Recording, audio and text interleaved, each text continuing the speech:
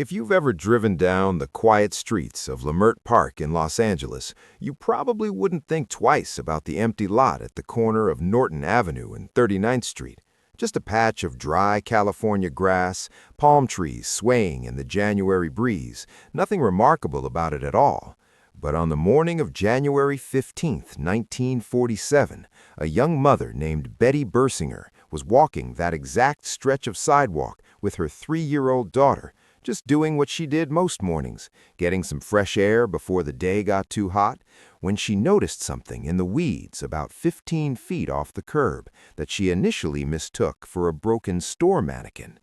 Pale, too pale, motionless in a way that wasn't right. And as she stepped closer, her blood ran cold, because what was lying in that vacant lot was not a mannequin. It was a human body, a young woman, and she had been posed there with such horrifying deliberateness that it would go on to become one of the most disturbing crime scenes in American law enforcement history. The body had been completely severed at the waist, drained entirely of blood, scrubbed clean, and then laid out with surgical precision, face up, arms raised above her head, legs spread wide, the two halves of her body separated by exactly 1 foot, her skin alabaster white from exsanguination, her face slashed at both corners of her mouth in what the press would later call a Glasgow smile. And despite the unspeakable violence done to her, there was no blood in that grass, not a single drop, which meant she had been killed somewhere else entirely, and her body had been transported to that location and arranged like a scene from a nightmare. Betty Bersinger ran to the nearest house and called the police, and within hours the lot was swarming with LAPD detectives, forensic investigators, and before long, newspaper reporters, because in 1947 Los Angeles, the press monitored police radio frequencies and were often at crime scenes before the coroner's wagon even arrived. The victim was identified through fingerprint records as Elizabeth Short, 22 years old, born in Hyde Park, Massachusetts on July 29, 1924, the third of 5 daughters born to Cleo and Phoebe Short, a woman who had drifted to California, like so many young dreamers of her generation, drawn by the golden myth of Hollywood, working as a waitress and cashier, moving from city to city, from acquaintance to acquaintance, a restless and beautiful young woman who friends described as charming, flirtatious, dramatic, and deeply in search of something she had never quite managed to find.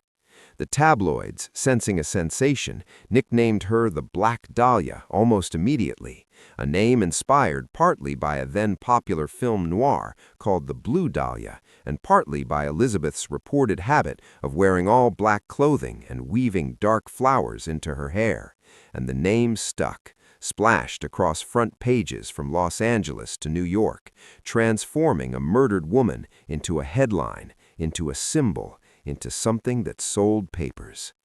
The investigation that followed was one of the largest in LAPD history, with over 150 suspects questioned in the weeks and months after the discovery, and the case generated so much public fascination that the police department was deluged with hoax confessions. Over 50 people falsely confessed to the Black Dahlia murder, some of them convincingly enough that investigators had to spend serious resources ruling them out. But among the legitimate leads, several names have persisted across the decades as serious suspects, including Dr. George Hodel, a physician and intellectual with ties to the Los Angeles art scene, whose own son, retired LAPD homicide detective Steve Hodel, became convinced after his father's death in 1999. That George Hodel was not only the Black Dahlia killer, but responsible for a string of other unsolved murders as well. Steve Hodel published his findings in a book called Black Dahlia Avenger, presenting handwriting analysis, photographic comparisons, and FBI surveillance records that suggested his father had been actively watched by authorities as a suspect,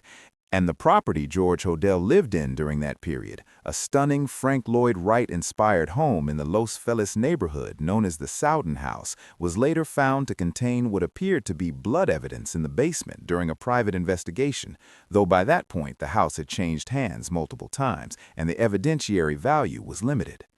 Other suspects have included Walter Bailey, a doctor who lived a block from the dump site and had a connection to Elizabeth's family through his estranged daughter, and Mark Hansen, a nightclub owner in whose address book Elizabeth's name had appeared and with whom she had at one point been living. The coroner's report on Elizabeth Short, conducted by Dr. Frederick Newbar, painted a picture of extraordinary suffering. She had been subjected to prolonged torture before her death, with rope marks on her wrists and ankles, indicating she had been bound for an extended period, her body showing evidence of severe blunt force trauma, and the precise bisection at the waist was determined to have been carried out with a level of anatomical knowledge that suggested medical training or surgical experience, a detail that has consistently pointed investigators towards suspects with medical backgrounds. One of the strangest elements of the case came in the days following the discovery, when the Los Angeles Examiner received a package in the mail containing Elizabeth Short's birth certificate, her address book, and several photographs of her, along with a note made from cut-out newspaper letters that read in part, "Here is Dahlia's belongings." It was postmarked from Los Angeles, and the sender had clearly wiped the items with gasoline to remove fingerprints, suggesting someone organized enough to think forensically, someone who wanted to taunt investigators while staying just out of reach. Phone calls also came in to the Examiner from a man claiming to be the killer, saying he was going to turn himself in, but no one ever did.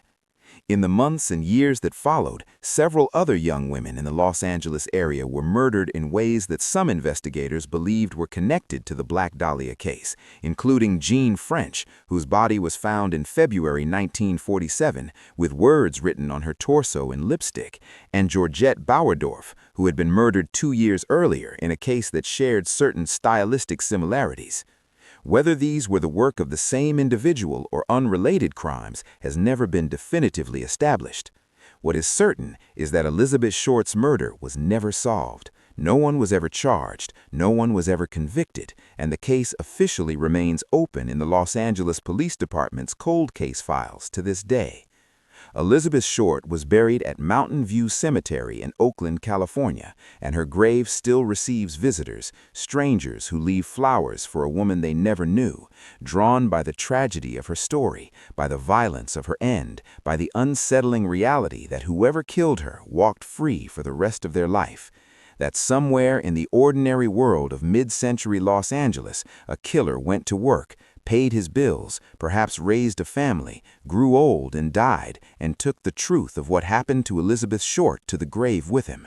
And that is perhaps the most haunting thing about cold cases like this one. Not just the crime itself, but the silence that follows, the absence of justice, the way the years pile up and the witnesses die and the evidence degrades, and a case that once had the full weight of a city's attention behind it slowly fades into archive boxes and microfilm until all that remains is the story and a name, the Black Dahlia, and a patch of dry grass on a quiet Los Angeles street where on a January morning in 1947, the worst of what human beings are capable of was laid bare for the world to see.